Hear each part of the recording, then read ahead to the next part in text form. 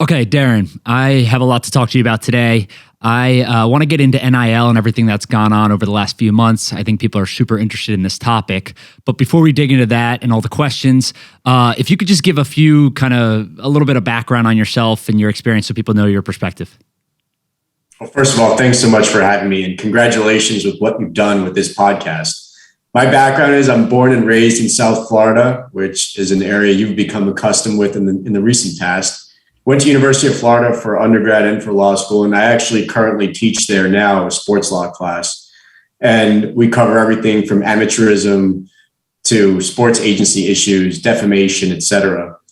And outside of my teaching, I practice law. I've been practicing for 11 years, have my own law firm, Heitner Legal, which has been in existence for a little bit over 7 years. And I've also written a few books that have been published by the American Bar Association called How to Play the Game, What Every Sports Attorney Needs to Know. Okay, great. So that's amazing kind of overview. The thing I would add to that, right, and one of the reasons why I'm interested in having this conversation is you have experience in all of the different fields, right? You were a sports agent at one point. You've written books, obviously, like you mentioned. You contribute for Forbes, CNBC, all these different websites. You own your own agency website that's focused on the sports agency business. You're super in the know when it comes to these discussions and kind of what's going on in the space. So what I want to talk about today is NIL. Obviously, there's been a bunch of changes over the last 6 to 8 months. Maybe just walk people through who aren't familiar with what exactly happened, why it happened, when it happened, and kind of what the end result was. I'd love to. And I do fashion myself as an NIL advocate. It stands for name, image, and likeness. Let's start there. But really, it's a lot more than just an individual's name, image, and likeness. It's everything surrounding a person's publicity rights. And for the longest time, in fact, as long as I can remember, college athletes were sort of this excluded class of individuals who did not have the same rights of publicity as literally everybody else, which is to commercialize one's name, image, likeness, signature, other identifications in order to gain commercially. And that could be through licensing those rights to third parties or even engaging in endorsement opportunities. It also importantly includes the ability to prevent third parties from utilizing one's name, image, and likeness without consent in a commercial manner. And so these are important rights that were taken away from college athletes. And basically, they did not have the same rights as other individuals on their own college campuses. So let's go back 2 years to 2019. The state of California absolutely took the lead on this particular issue. And that state decided to pass legislation that for the first time would trump the NCAA's bylaws that had prohibited this type of activity. And when it passed and when it was signed into law by Governor Newsom in the state of California in the tail end of 2019, what was interesting about that legislation is that it did not contemplate actually changing the law in the state until 4 years later, 2023. And at the same time, or soon thereafter, the state of Colorado actually became the second state to consider passing similar type of legislation. And then in September 2019, the representative for my district in the state of Florida in Broward County, Chip LaMarca, decided or considered whether this was an issue that he wanted to take up. And every legislator in the state house and state senate has a certain number of pieces of legislation that they can support in any given year. But he liked this concept that athletes should be given rights. And consider the fact that California tends to trend very liberal Democrat, whereas the state of Florida, at least in the recent past, has trended conservative and Republican. California thought from a liberal standpoint that this was an issue worth backing. Well, Chip LaMarca, a Republican, also believed that this was an issue worth backing. But here we thought this is a market that no one should be excluded from this type of free market. And so in September 2019, Chip LaMarca came to me with his legislative aide and asked whether I'd be interested in helping with the creation and promotion of legislation in the state of Florida on this particular issue. And I jumped at the opportunity. And immediately we looked at different decision makers. We talked to them, tried to understand what they thought was most important, and then did our own diligence to determine, are there parts of that California legislation that we could make better? And one of the very first things was we tried to understand whether there was any justification and foundation for waiting a full 4 years before actually making a law like this effective. And we resolved on the answer being no. And in fact, when the piece of legislation in Florida was first proposed in the very beginning of 2020, when the legislative session began, we initially had an effective date of July 1, 2020. Ultimately, it went through the House, it went to the Senate. The Senate pushed back, said, we need more room in order, before we actually make this go live. And it ended up being pushed back to July 1, 2021, before it was ultimately passed by the House and Senate, went to Governor Ron DeSantis, who signed this piece of legislation in June 2020, giving the NCAA, giving other states a full year advance warning that this was coming. And in fact, we saw many other states then follow the lead of Florida and propose legislation with July 1, 2021 effective dates, which ultimately led on June 30th, 2021 to the NCAA for the first time shedding its bylaw, opening up the doors for athletes across the country to, for the first time, benefit from their names, images, and likenesses. And there's a lot of war stories within that whole process. It didn't necessarily end with the signing of the legislation by Governor Ron DeSantis. I will say, looking back, it's rather interesting when we think about timing, because when the legislation was first proposed and put on the floor in the state of Florida in January 2020, that was 2 months prior to the coronavirus pandemic, spreading across the country and sweeping our nation. I wonder whether it was a good thing that we actually pushed back the effective date to 2021, because I think a lot of athletes could have actually benefited from an earlier effective date, but I'm still proud of what we accomplished. Yeah, so I appreciate that overview. I think you did a great job of taking decades probably of not only war stories, but hard work by a bunch of people like yourself and others and condensing it in 2 to 3 minutes there. So that's great. Let's look at the last few months, right? So July 1, everything goes into effect. We're now 5 months removed from that. What is your 30,000-foot view of just kind of how it's gone so far? I honestly could not have fathomed that it would have gone better. Certainly, there have been bumps in the road, and I think that was absolutely expected. The biggest issues probably concern athletes who are just jumping at every single opportunity that comes their way, selling themselves short, basically choosing quantity over quality and denigrating their own brands. I think another issue perhaps is that many of them don't have the assistance of counsel and don't realize some of the rights that they may be giving away to third parties. Extensive rights that may last for many years or perhaps in perpetuity.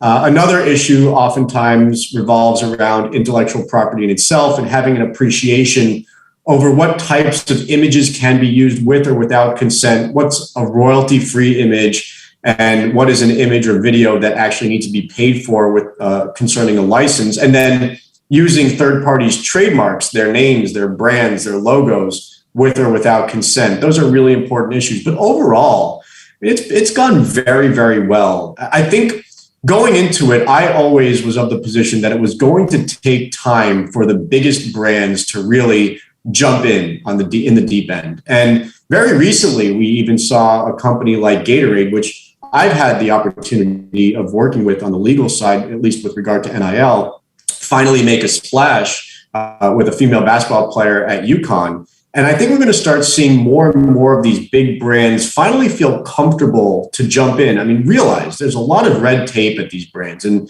ultimately it was going to take a lot of time for these brands to feel comfortable. And they also wanted to use others as test cases, see what works and what doesn't. I know there are detractors who say a lot of tough lessons were learned by brands who decided to associate with very prominent players leading up to the 2021 college football season who ultimately were injured or benched, et cetera. I know Spencer Rattler is sort of exhibit A with all that, but understand the value in name recognition and association that a lot of these brands had in the infancy of those deals being crafted. And then even when people were questioning whether the brand should have gotten involved in the first place, those brands are being mentioned over and over again. It's awareness. And there's very few brands, in fact, I can't think of any who have actually lost out in this entire process from start to now. And we're not even a full 6 months in. We've seen millions of dollars spent, and there's going to be hundreds of millions of dollars spent in the future. I think this is truly $1 billion business annually. Gotcha. So We'll get to kind of the specific deals and the specific players in a little bit. I want to touch on that. But before we do that, I think it's important to note that there's obviously levels to this, right? There's the premier kind of elite college football players that are getting larger deals. There's D2 athletes, there's D3 athletes, and those kind of cascade down to lower level deals, maybe camps, whatever. But they still have the ability to go monetize that. So let's talk about the first level initially, which is those top tier, high level elite college football players, the names that everyone would recognize and know. How are these deals working from an agent perspective? Are most of them hiring agents? Are some of them doing it on their own? Just walk me through kind of your experience there. There are, I think, roughly, if not more than 400,000 NCAA college athletes at any given time. And obviously, we know it's transitory. They're not there for very long. The very, very few of them are signing agents for representation purposes, at least at this point in time. And I do think that will remain true probably forever. There's only so much capacity that those agents and agencies have. They have to be picky and choosy themselves. Remember, these are organizations that have existed perhaps for decades, that have a limited amount of resources and manpower, and all of a sudden have this thrust upon them. And many of them are not taking a commission or taking a very small commission on the deals that they're able to procure for their athlete clients. But certainly when you're talking about the blue chip athletes, the quarterbacks at the major institutions in the SEC, ACC, et cetera, yes, those individuals more often than not will be signing with agents for marketing purposes only, at least for now, and oftentimes on an exclusive basis. And as I mentioned before, the agents may be charging little to nothing, or perhaps as high as 20% on some of the deals that they're able to procure and negotiate. We've seen, I can give you an example, Dan Everett Sports Marketing, a group that I work very closely with.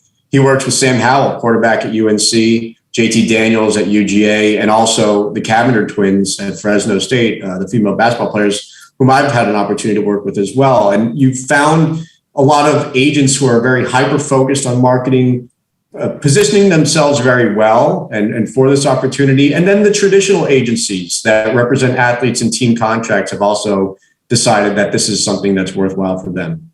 Would it be fair to say that some of these top tier agents and their businesses see this as an opportunity to, whether they obviously can't represent them in other stuff right now when it comes to professional sports, it's strictly on a marketing basis.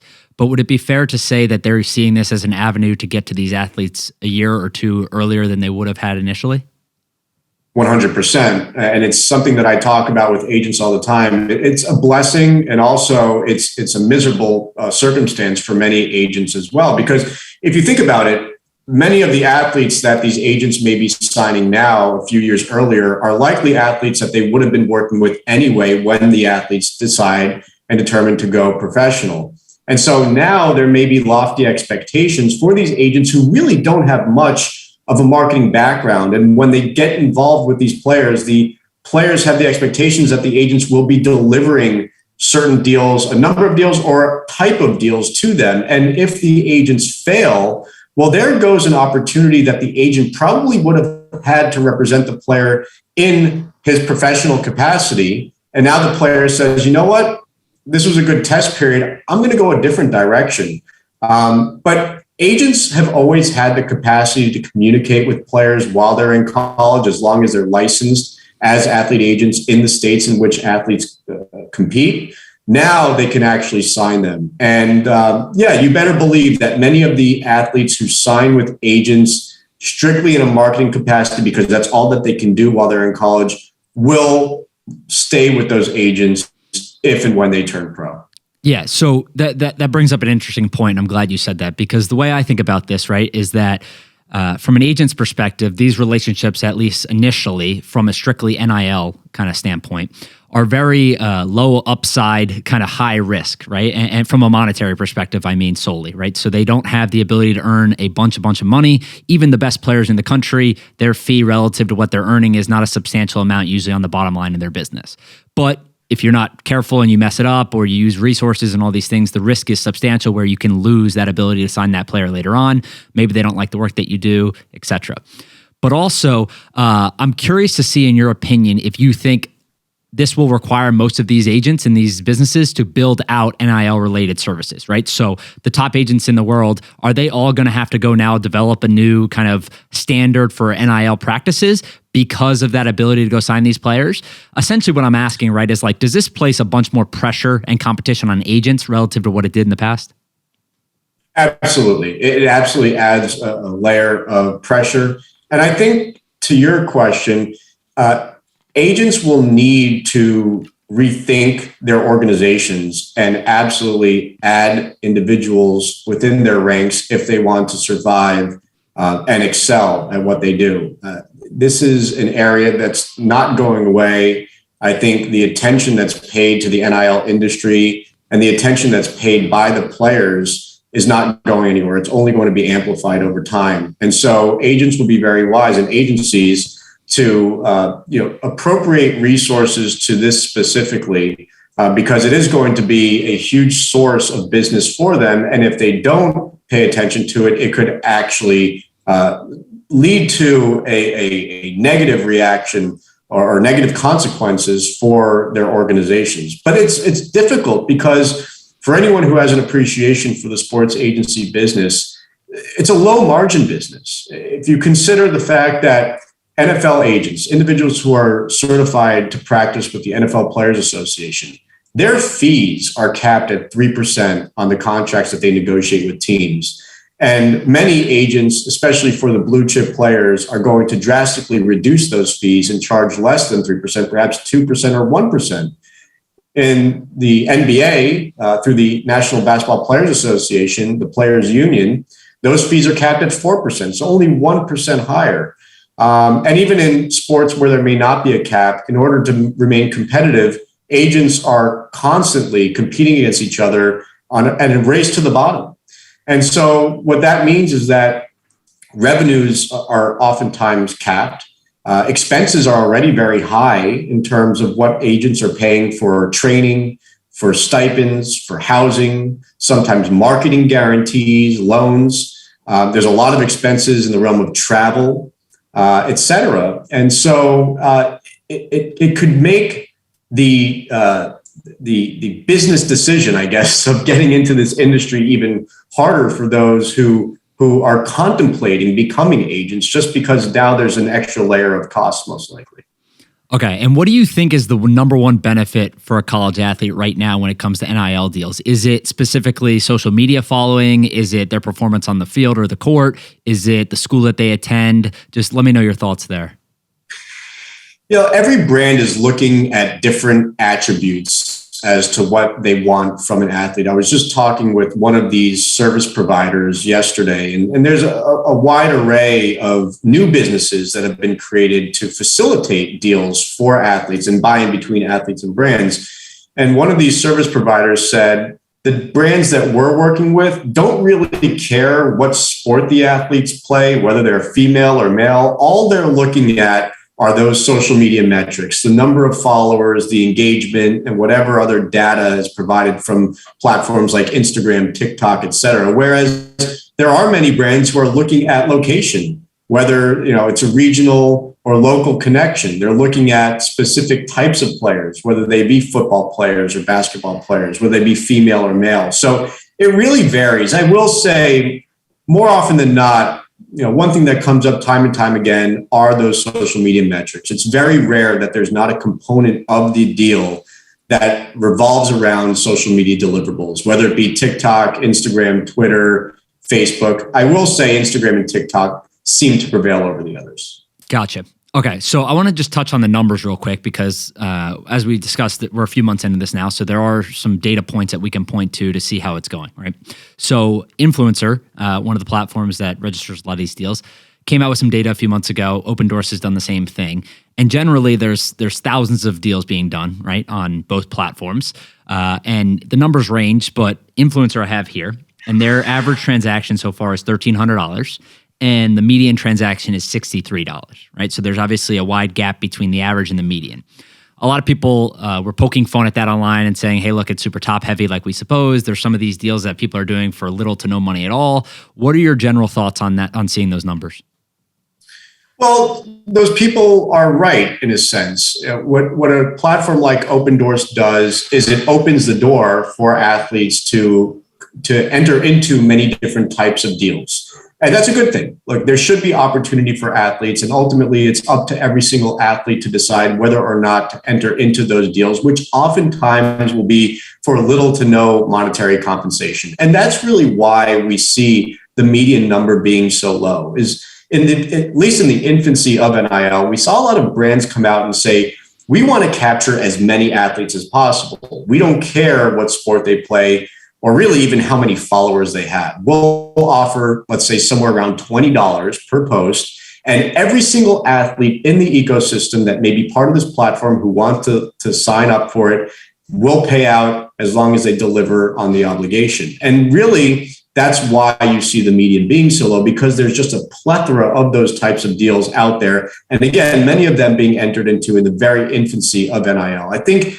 that will hopefully at least start to be carved out of this whole process, and you'll see more genuine, authentic related types of deals in place. But the mean's higher because there are so many athletes who are actually getting 5-6-figure deals. And based on those deals that are being put in place, you see a skewing of the mean as in comparison to the median. It goes back to what I said before. It's all about whether you're emphasizing quality or quantity. And at least with the athletes that I'm working with, I'm trying to stress the value of one's brand, not denigrating it by entering into every single opportunity that comes their way, and making sure that they appreciate, let's say somebody else does decide to use their name, image, or likeness without their consent, that if they have to then litigate against that person, what's the barometer typically going to be in terms of damages and relief? Well, it will probably be what that athlete was able to curate for him or herself with his or her own deals. So don't sell yourself short. Gotcha. So do you think anyone will make $1 million this year? And if so, how many people? You know, I do think that there will. I know a big soundbite early on in NIL was Nick Saban saying that his quarterback, Bryce Young, had already earned more than $1 million. I think that soundbite was then amended to something along the lines of there was over $1 million in offers to him. But it would not surprise me at all that somebody like Bryce Young, especially if he's in contention for the Heisman, is able to capture that amount of money. I'm working with the Cavender Twins at Fresno State. I absolutely believe, based on the deals that we've already entered into and the offers that are on the table and the expectation of what's to come, that over the first calendar year, starting July 1, 2021, going to July 1, 2022, that they will absolutely earn more than $1 million together. So just based on my experience with them, I mean, I'm working with Anthony Richardson, a quarterback at University of Florida. He wasn't even technically the starter this season, but it's his team in the future, hopefully. And we've already entered into deals in the 6-figure range. So I think you'll see quite a few athletes earn over $1 million during the first calendar year. Fascinating stuff. Fascinating stuff. So what is the most unique deal, I guess, that you've seen?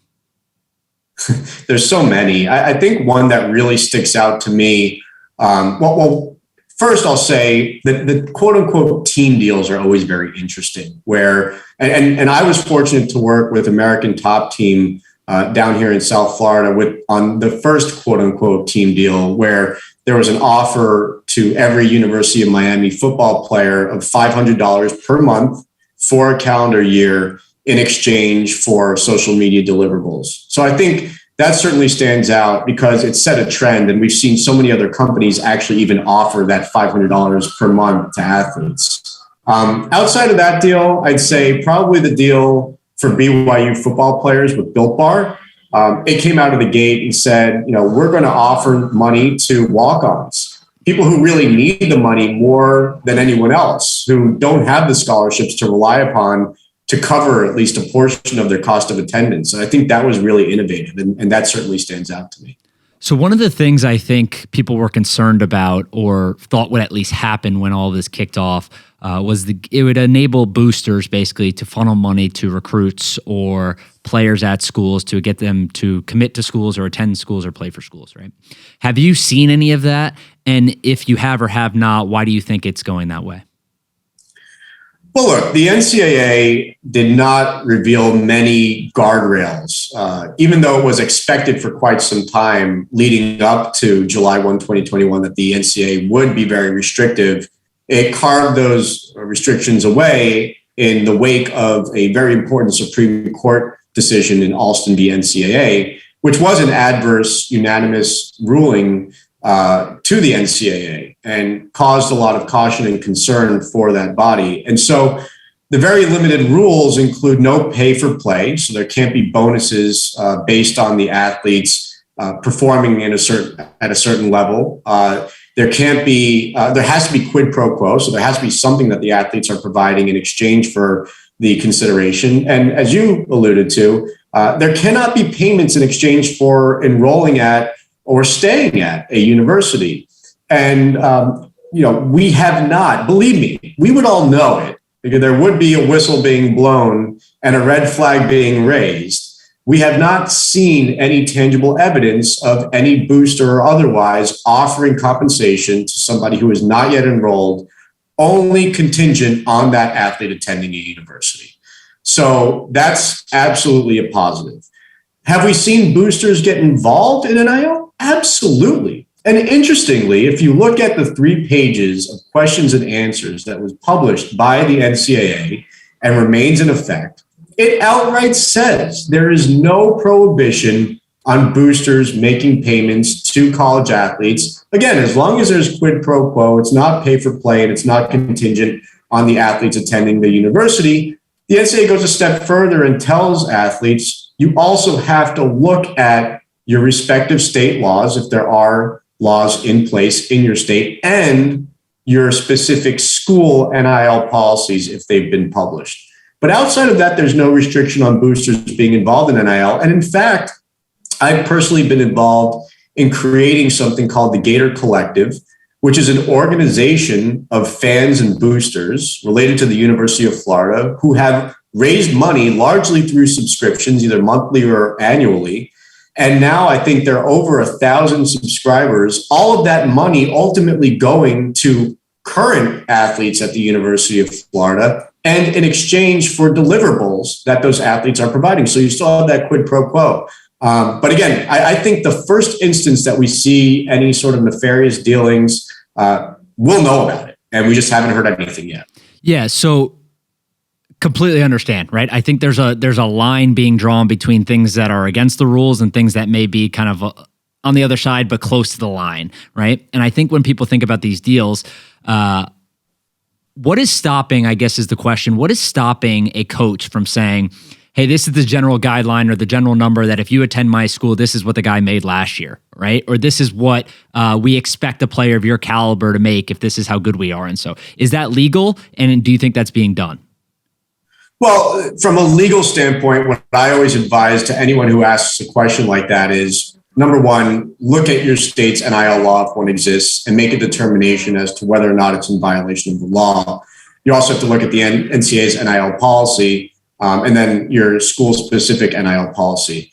We have to believe, and in fact, I'm aware that coaches are recruiting actively and citing to the deals that current athletes are entering into with brands. And the money that they're making from camps and clinics and from autograph sessions and from NFTs, which has been a very hot area for NIL activity. But can those coaches go one step further and actually promise that those opportunities will be there for those athletes? Absolutely not.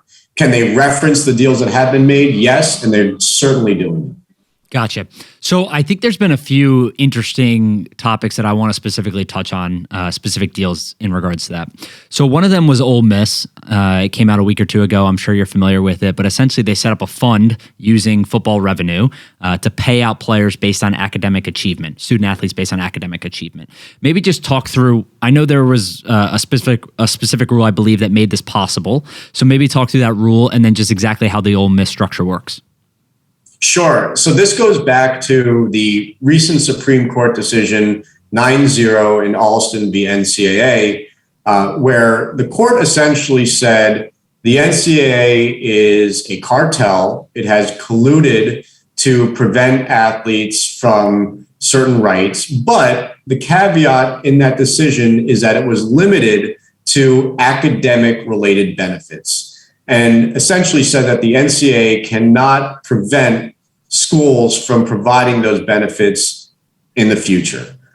Justice Kavanaugh, in his concurring opinion, went a step further, questioned whether there should be any restrictions whatsoever, talked about the fact that maybe there will be collective bargaining in the future, and perhaps athletes should even be entitled to a piece of the pie that the universities and conferences are earning off the backs of those athletes. But again, that was only a concurring opinion. The actual opinion for the court dealt specifically with academic related benefits. And that's why you see a program like Ole Miss, and I'm sure we'll see many others, decide that they're willing to provide X amount of dollars to each athlete specifically related to academic related benefits. There is other litigation that's pending in courts across the country, both concerning that specific subject and even the restriction on NIL opportunities prior to July 1, 2021. As I'm sure anyone listening knows, litigation tends to take a long time, unless, of course, there's an early settlement. But there's your answer as to why Ole Miss is able to do what it's doing. So this is obviously a competitive advantage in my mind, right? When you look at their ability to go to a student athlete and say, hey, if you're able to make these or meet these qualifications, you get X amount of money. Do you think that essentially every other school now will be in a race to do something similar? Right.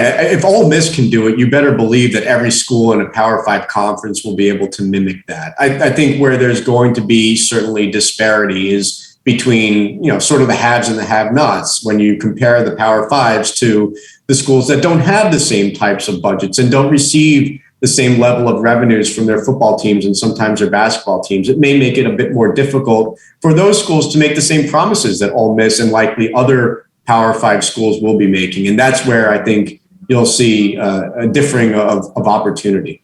Gotcha. So the other topic I want to touch on is Quinn Ewers, right? So he was a high school football player in Texas, very good one, top recruit, was committed to Ohio State, ended up leaving high school a year early and committing and going to Ohio State as an early enrollee a year previously than he would have initially. So that was of note, one, because he said it was due to NIL and he wanted to go monetize his brand and do all this stuff. I believe it wasn't possible for him to do that in Texas at the time when he did that.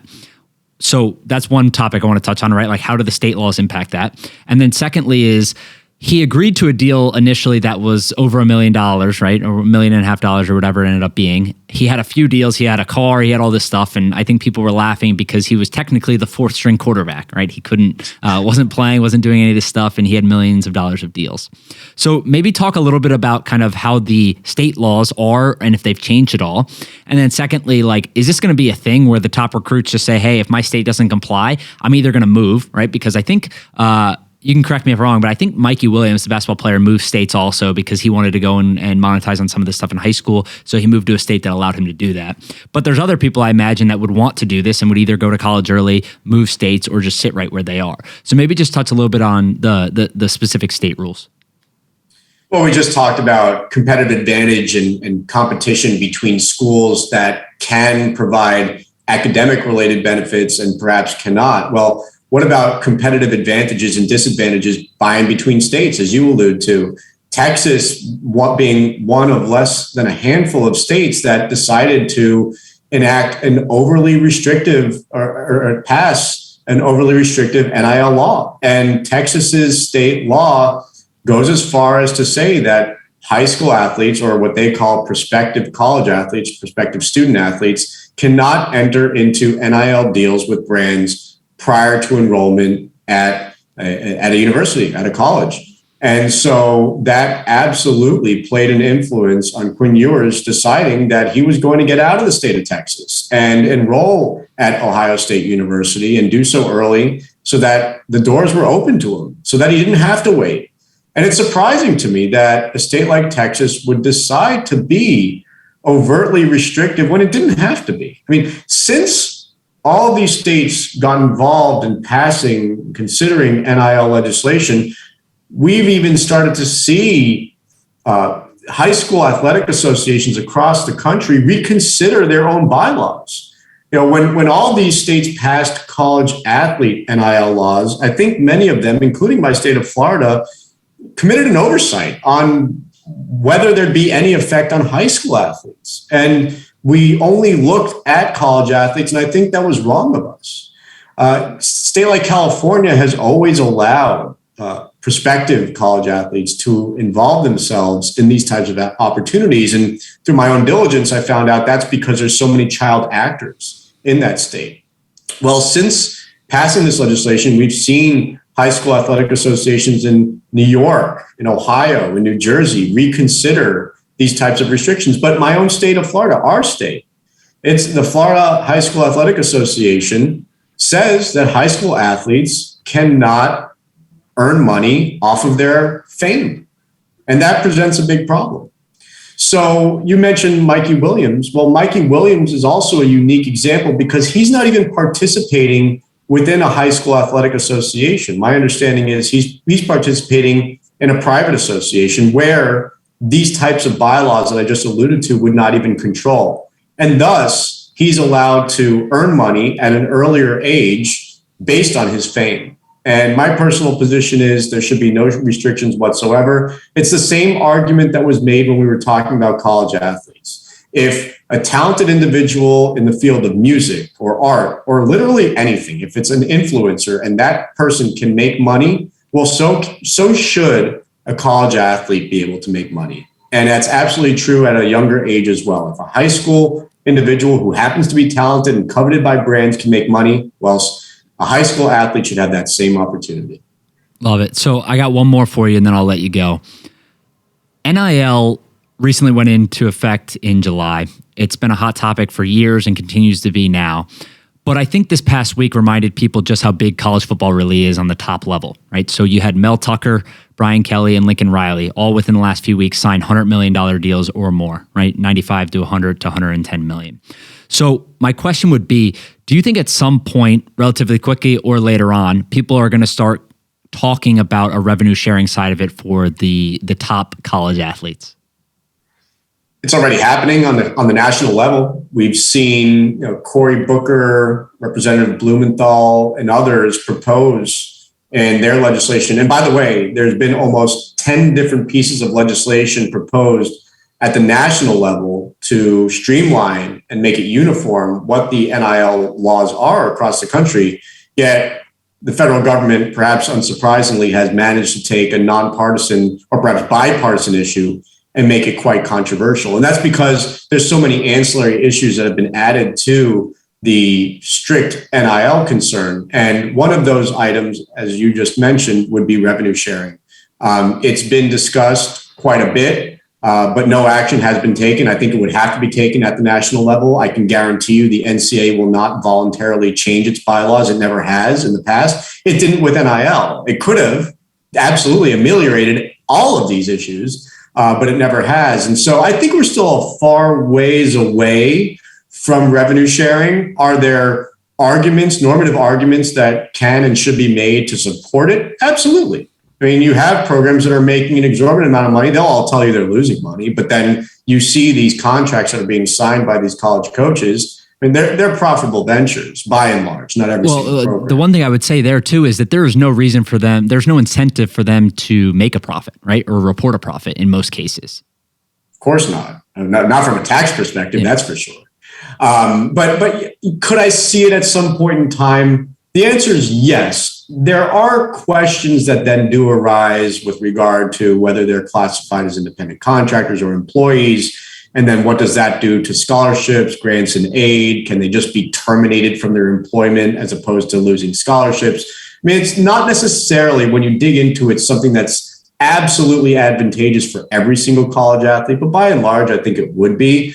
I do think we're probably at a minimum 5 years, but probably a decade away from something like that. Yeah, I joked with you on Twitter the other day that hopefully it doesn't take 100 years, right? And the one thing that I always think about, and I thought about this relatively recently, so maybe my thought process is slightly flawed, but just from a context standpoint, if you look at the NFL, Patrick Mahomes is the highest paid player. He makes $45 million a year. Bill Belichick is the highest paid coach. He makes 15, 18 million a year, different reports, right? So 3 times as much Patrick Mahomes makes. LeBron James, Steph Curry, all these guys, they make $45 million a year. Same thing with the NBA. They make 4 to 5 times more than the highest paid coach. In college football, the top highest paid player, say it ends up being Bryce Young this year, he might make 10% of what Nick Saban makes. Right. So when you think about it from kind of who adds the most value and relative to their payment, it certainly makes an argument for some of these players being paid much more than they currently are. Which is zero. Yeah. I mean, they absolutely, they should be entitled to something. They are what brings people to the stands. They are what causes people to tune in on TV. It's what creates the discussion on Twitter and other forms of social media. I mean, sure, we're all going to make jokes about Brian Kelly's Southern accent, but outside of that, it's the players. The players are what cause the commotion, that create the entertainment, and what drives us all to be so interested in the sports. And, I'll add, so many people thought NIL would cause chaos and be the end of college sports, and that it would detract from our attention. No, it's enhanced our attention. It's caused us to actually learn more about these players, be fascinated by their stories, learn about their charitable interests. So many of these players are donating money to great philanthropic causes, and not only just taking in money, but sharing the money with their teams. I've seen quarterbacks share money with their offensive linemen. I mean, it's really caused people to unify. We haven't seen the disagreements and arguments in the locker rooms that so many people predicted. So I guess that goes back to your very first question. What's my overall impression of NIL? It's been an absolute net positive. Gotcha. All right, Darren, I'll let you go. I appreciate you doing this. Where can I send people to find more on NIL and your thoughts around it? Well, like you, I try to be as active on social media as possible. So it's my name, at Darren Heitner. On Twitter, I mean, if you find me on Instagram, you're going to see a lot of food and dog pictures. So you probably just want to follow me on Twitter. I love it. My Instagram is flooded with dog pictures now too. So I understand that. All right, man, I appreciate this. And we'll have to do it again soon. Thank you.